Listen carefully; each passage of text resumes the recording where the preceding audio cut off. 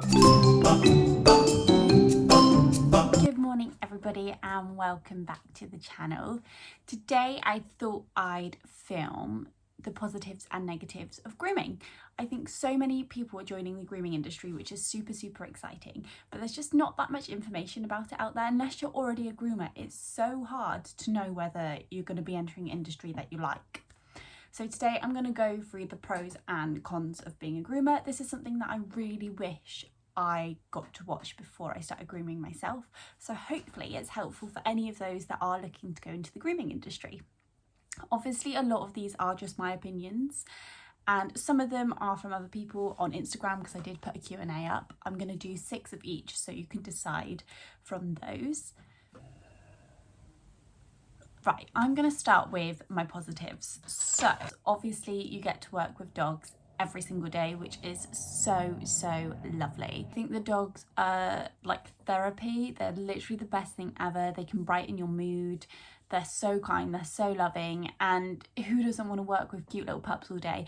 I found in my area especially, I've managed to bag the most adorable dogs ever. So if you like dogs, this is probably going to be an industry that you're going to thrive in because you're with them all of the time and you meet so many, and all of them have such special characters and personalities. My second pro is it's super creative. I'm a really creative person. I wasn't too sure what industry I wanted to go in, and when I started suffering with anxiety, actually someone suggested I work with animals because that can help with anxiety, which it definitely did. But it's also filled this huge void that I felt like I was missing because I wasn't creating all of the time. I think when you are a creative person, you naturally miss and you get pulled back into that creative cycle at some point. And I think if you can work in an area that's gonna let you expand your creative abilities, it's gonna just be incredible and just blow up. The grooming industry is changing all the time, so styles change all the time. There's different styles to learn, and I think that's so fun, especially if you are artistic. I love it when a scruffy little dog comes in and they go home just looking absolutely stunning. I honestly think that's the most satisfying thing ever. So I definitely think if you are a creative person, grooming could definitely be for you. It's definitely an option to go down. It's working with something 3D and sculpting something from it essentially. My third thing is it's new every single day. Even if you have the same dogs in a routine, they're going to behave different every single time you see them. Yeah, they may be good in their routine, but they may do something a little bit funny this time, or they may have a new trick they want to show you. There's just something new all of the time, and that to me is what keeps the industry so interesting. I suck at staying at jobs, and this is the longest I've been in a job because I find it exciting. There's something to learn all of the time. There's new skills from different groomers all of the time.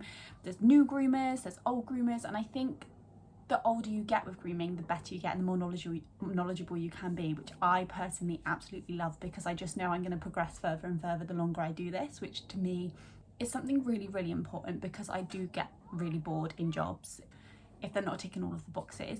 I also think grooming can allow you to escape the real world. You can just go into your little zone and start creating, and fourth positive is it's really rewarding.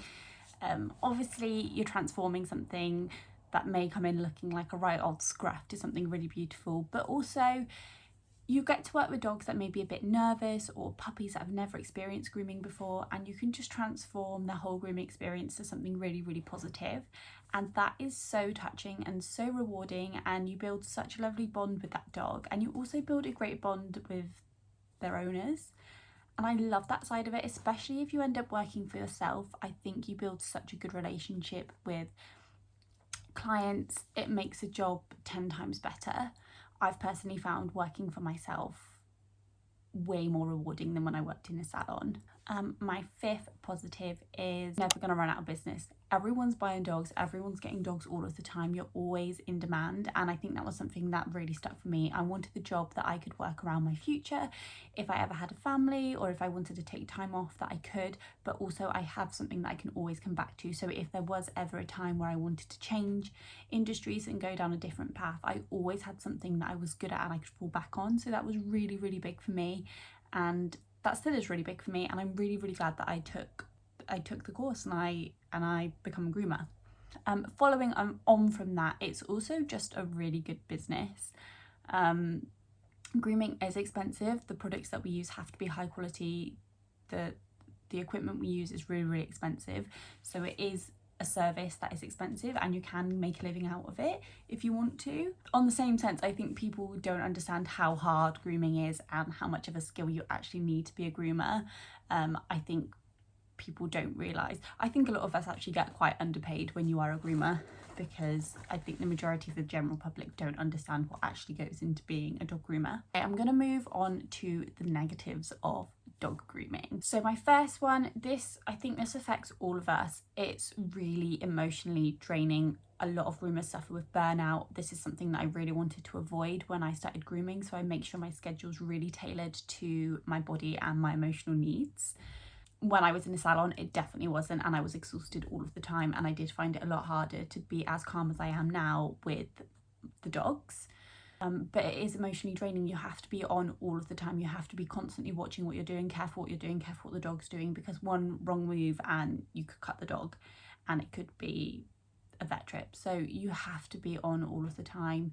If you get a nervous dog or an aggressive dog, you're concentrating twice as hard, and it will have its toll on you for the rest of the day or even the rest of the week if you are putting more energy into one dog than the other. So it is very, very emotionally draining. A lot of the time I get home and I'm in a lot of pain from being at work, and I don't really want to talk to anyone after.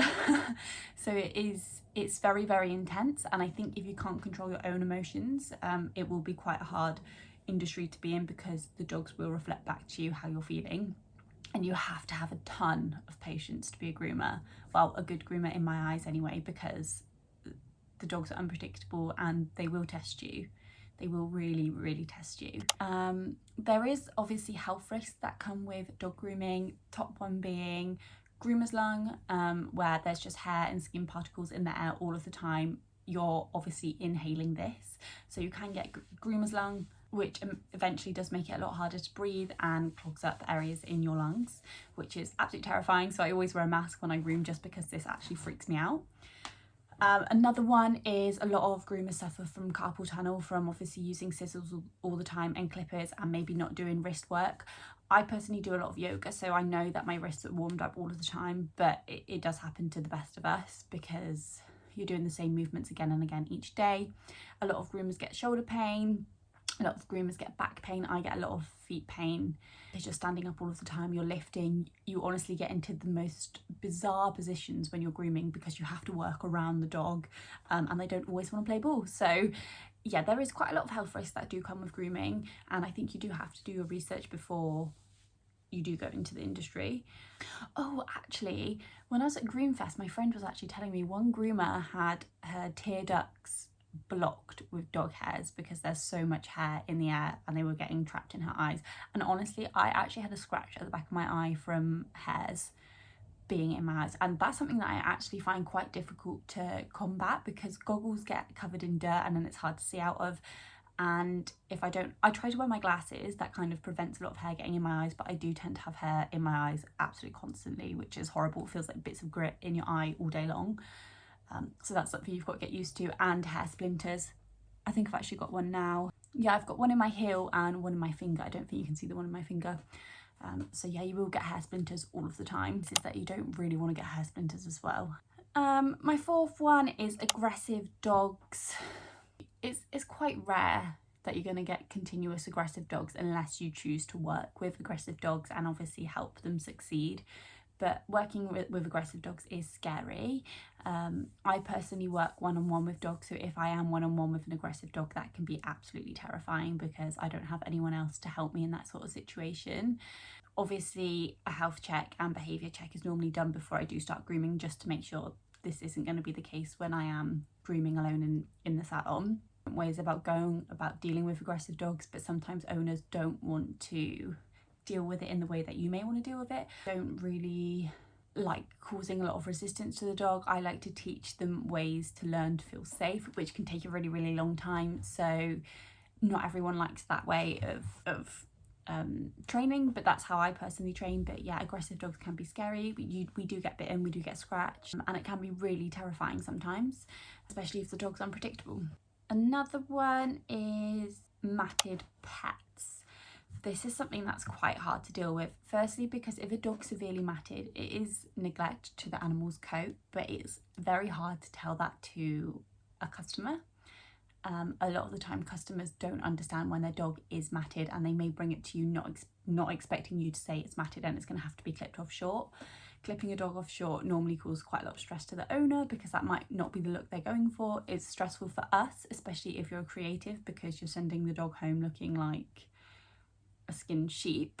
However, on the other hand, you're also taking the dog out of a lot of pain. When a dog is matted, it's pulling on the skin and it's stopping blood circulation getting to other parts of the body. It can cause hot spots, fleas can be trapped under there, lumps and bumps that you may not know about. It's really, really important that dogs aren't matted, because there's so many health risks that come with it. Also, when we're clipping off matting, we can't always see where the skin is connected to the hair, so cuts can happen. It can be quite stressful for a dog to have matting removed, because it's really, really painful when it's super tight. So matting is a tough one and it's not very nice, but I think if you can build a good relationship with clients and you get them in on a routine, 9 times out of 10 you're not going to see loads of matted dogs. It just depends on where you work and what sort of relationship you have with your clients. I have a really small handful of dogs that have been matted, and once they've gotten a routine, the dogs aren't matted anymore. So it does depend on your area and how you work and how you deal with it. Another negative, oh, this was from another groomer, it was client expectations. I personally have really high expectations for myself, and I'm never happy with what I do. So a client expectation is normally lower than mine, just because I put too much pressure on myself. But I can understand why client expectations can be scary, especially if you're a new groomer. Grooming is a skill and you do get better with time, so when a client has an idea in mind and you may not be able to create that can become really, really stressful. Or if the dog isn't in good condition or its behaviour is not up to a standard where you can groom to create that sort of look, that's really, really hard. And I think it is hard explaining that to clients when they don't necessarily understand what it takes to groom a dog. If I am having a hard time, I normally film the dog so the client can see themselves, so they can actually see what I'm trying to deal with. Most of my clients are really, really understanding and know what their dogs are like in this sort of situation. I make notes after every single groom, so everything is always recorded. My mouth is actually aching from saying all of that. I feel really weird because I'm filming in my boyfriend's house and his siblings are here, and I feel like so awkward talking to the camera. But I hope that video can be of use to some of you. I adore grooming. If you have any questions, please fire them over on Instagram or leave me a comment below. Please give a like and subscribe if this has been helpful, and thank you so much for coming to my channel again. I really, really appreciate it.